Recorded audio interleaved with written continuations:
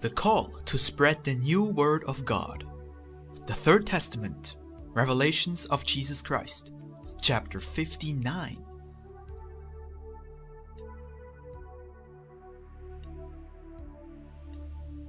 Instructions for compiling books, extracts, and translations. Thus saith the Lord. This is the time foretold in which I would speak to mankind, and I want you to form volumes of this word that I have given you, in fulfillment of my prophecies. Afterward, you will make extracts and analysis of it, and make it known to your brethren.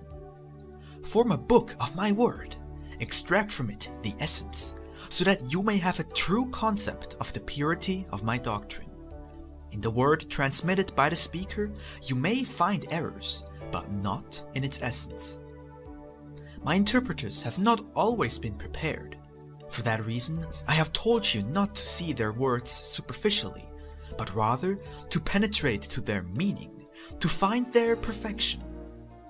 Pray and meditate, so that you may understand them. I brought you this word, and had you hear it in your language. But I give you the mission of translating it later into other languages, in order that it might be known by all. In this manner, you will begin to build the true Tower of Israel, the one which spiritually unites all nations into one, the one which will unite all men in that divine, unchangeable, and eternal law, which in the world you came to know through the lips of Jesus when he told you, love one another. When the books are formed, which will be extended throughout the world, I want my word to be printed without any blemish, as pure as it originated from me. If in that manner you allow it to reach your books, a light will emerge from it, which will illuminate mankind, and its essence will be felt and understood by all men. I commend to you my teaching, for you to give it to your brothers, just as it was given to you. Never, however, argue violently when you teach it. Beware of censuring what you do not know, and understand that a clean example shall be sufficient to convert men to spirituality. Prepare yourselves to carry the good news, which will be taken up gladly by many. Although many of them will accept it with great joy, some will not.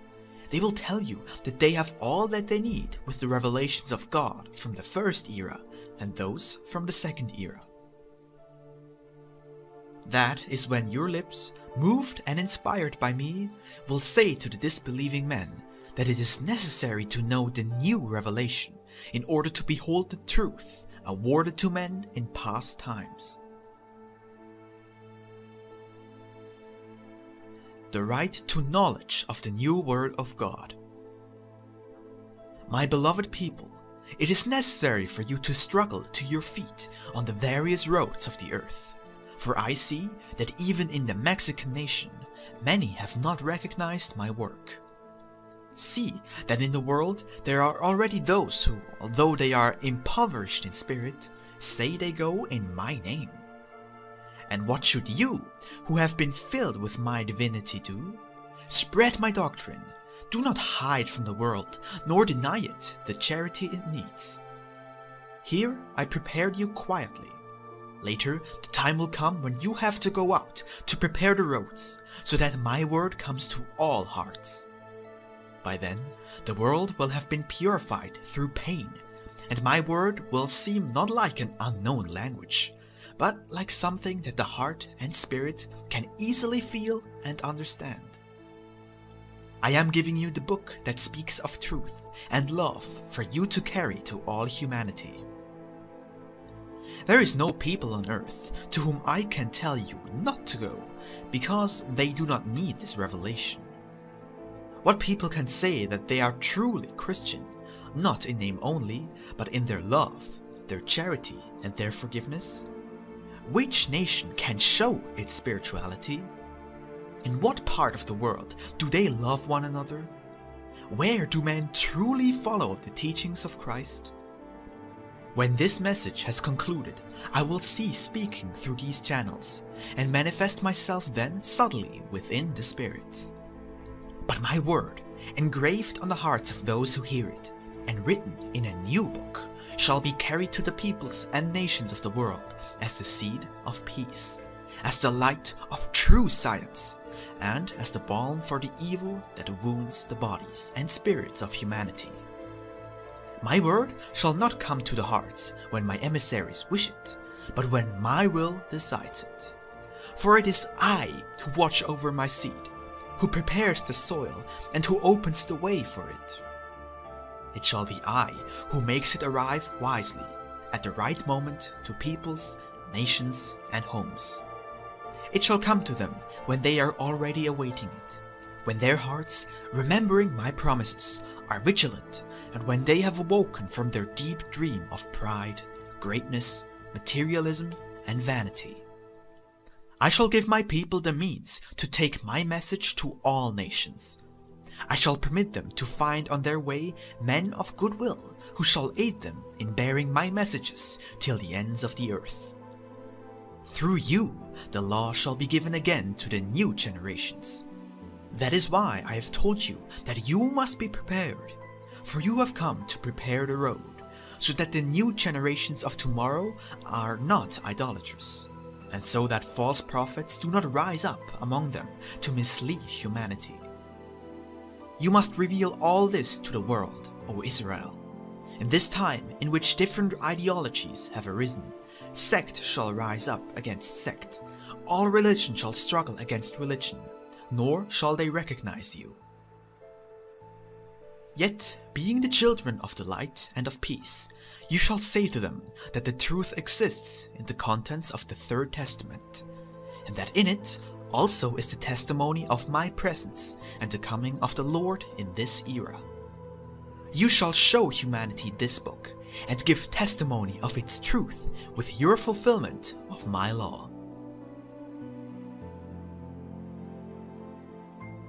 Instructions for the spread of spiritualism. Understand, people, that as witnesses to the divine manifestation in this, the third era, you have the mission of extending this message in all truth and faithfulness.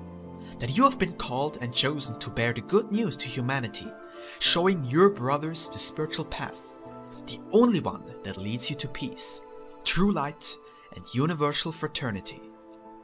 Have patience and understanding. It is not you that humanity must recognize, but my work and my doctrine, and they are eternal. Your mission is to bear with these words and deeds the message that reveals to men the way to take a step toward perfection. Build on firm ground so that the unbelievers do not come and destroy the spirituality and regeneration which I have raised in you. But do not hide yourselves from fear of the world. You must show this truth to the world in the light of day. Do not, in this time, seek out the catacombs in which to pray and love me. Do not weaken in any way when speaking or giving testimony of me, for men will deny that I communicated with you. They will doubt that the multitudes of the sick and impoverished were cured and comforted in their sorrows. They will deny the prodigies I performed to ignite your faith. I will leave you the book of my teachings, so that you can say to the world, "Here is the legacy of the Master."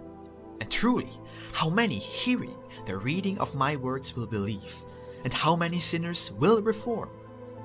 Remember all these teachings, so that the trials will not surprise you in your lives.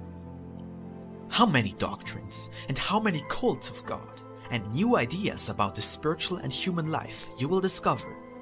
Each will show you, if you know how to understand and analyze it, one part that is good and just, and another that is mistaken and distant from the truth, which is justice, love, and perfection. Where you find errors, ignorance, or evil, spread the essence of my doctrine, which, because it is mine, cannot contain impure or mistaken elements. My teaching is absolute. It is complete. It is perfect.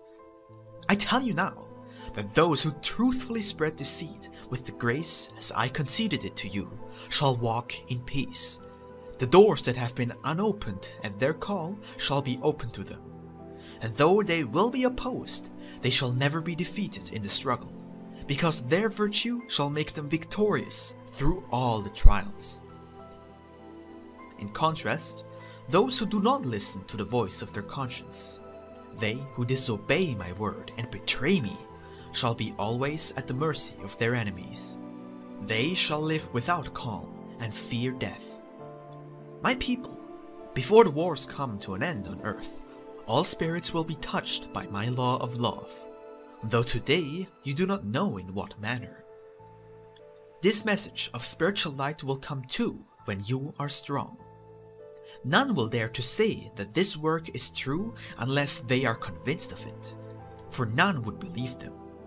Yet if your faith is absolute and your conviction true, none can prevent you from bearing the good news to all hearts. That is why at every step I tell you to take care of that seed, so that it may be you and your children who bear this light to the peoples of the earth, to bring my message to all places. I will permit you to use the means you find convenient, as long as your conscience tells you that you are on the true path.